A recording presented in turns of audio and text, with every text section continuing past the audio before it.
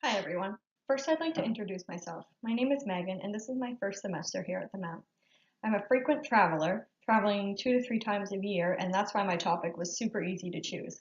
My topic is disadvantages and advantages of social media relating to Hurricane Irma. My fiance and I actually flew to Florida the day after the hurricane passed. I know we're crazy, but the trip was planned for several months prior to the date, and I said, if the planes are flying, I'm flying. So off we went. We watched CNN for days and days prior to departing, and we were terrified of what we were going to fly into. The news told us there was no water, no gas, and no power, and part of the reason we were going was because I have family down there. Now, the day before we departed, we couldn't contact any of my family, our resort, or the rental car company, but the airline was going, so were we. While watching CNN, Anderson Cooper was the reporter we watched the most, and when watching, we for sure thought no one would be going anywhere near Florida for a while. The devastation looked awful, the conditions he was reporting in were awful, and some of the pictures I use in this PowerPoint will be my own from our trip and others will be from social media. Now let's talk about what was really happening. CNN wanted lots of views during the hurricane, and that's exactly what they got. We faithfully had CNN on our TV for probably 3 days, and like I said, we had accepted that we weren't going anywhere. But in reality, what was actually happening was Anderson Cooper found the worst spots to report from, standing right on a beach under a rain gutter of a small building. Now, of course, if you stand on a beach in a hurricane, you're going to get the worst weather, especially if you're standing under a rain gutter where water is quite literally dumping on you. Now, this first picture was taken in Tampa, Florida, and as you can see, it looks like he's right by a marina or some sort of body of water, probably the ocean, and it looks like it's cold and wet and rainy. And then this other one is from Bradenton, Florida, and here it looks like the wind has taken over a home which could possibly be a mobile home. And as we know, mobile homes aren't built to the standards as most houses are, and a lot of the houses in Florida are up on stilts, away from any sort of flooding or storm surges, anything like that. So he's reporting probably in a small subdivision or trailer park, which of course, if that's the case, you're going to get some bad weather in those places that aren't quite prepared for the bad weather of hurricanes.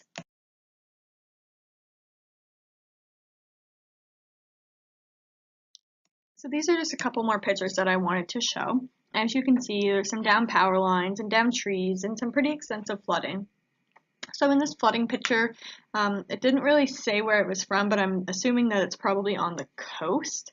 And anything on the coast got hit much harder than anything in mainland, which these pictures of the down power lines and down trees are probably from the mainland. And I think that's kind of what social media was going for, getting their views and likes and retweets and all that stuff. Because I think people thought that Florida was quite literally going to disappear into this hurricane, which that's what we thought until we actually got there. So these next pictures are going to show what we actually seen when we got to Florida.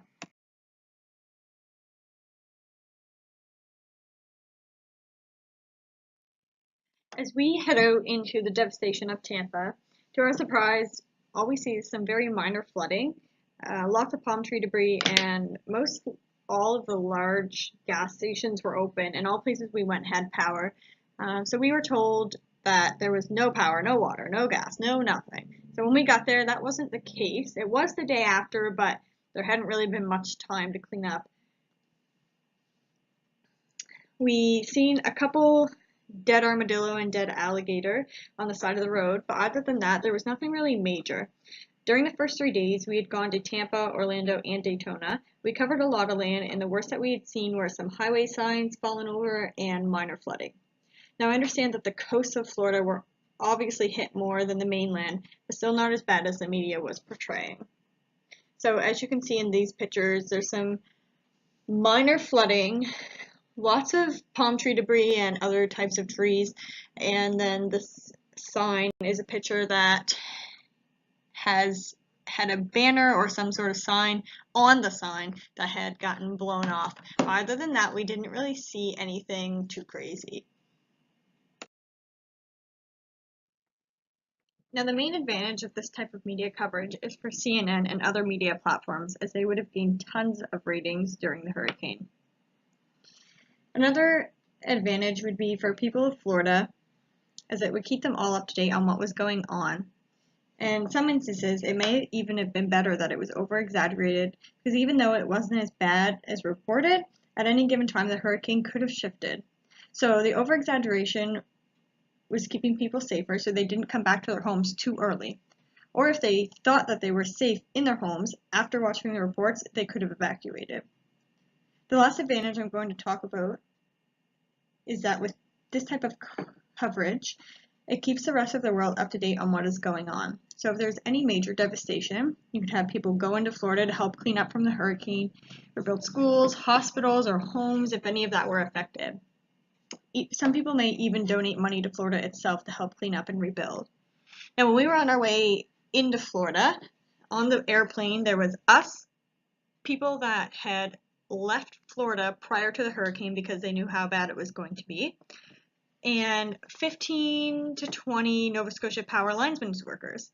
So the Nova Scotia Power men were leaving here to go down and help people in Florida clean up from the mess of the hurricane, clean up all the power lines. So that's a really good example of one of the advantages is everybody here was watching the broadcast, so we knew that we needed to help out Florida.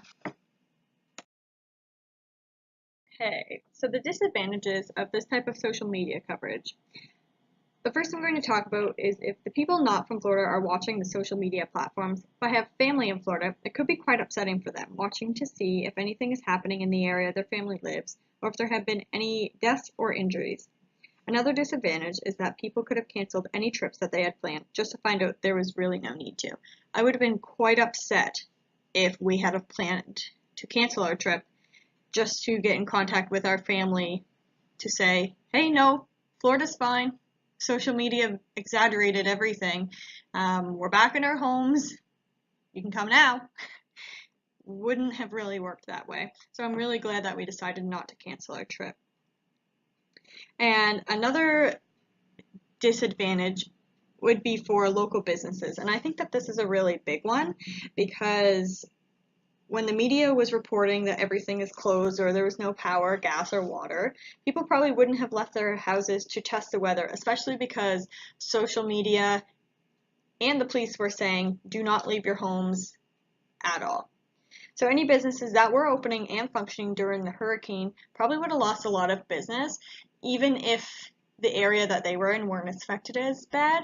I think that because the news was saying, do not leave your home, the police were saying, do not leave your home, they might have thought about that for all of Florida rather than just the area that they were in.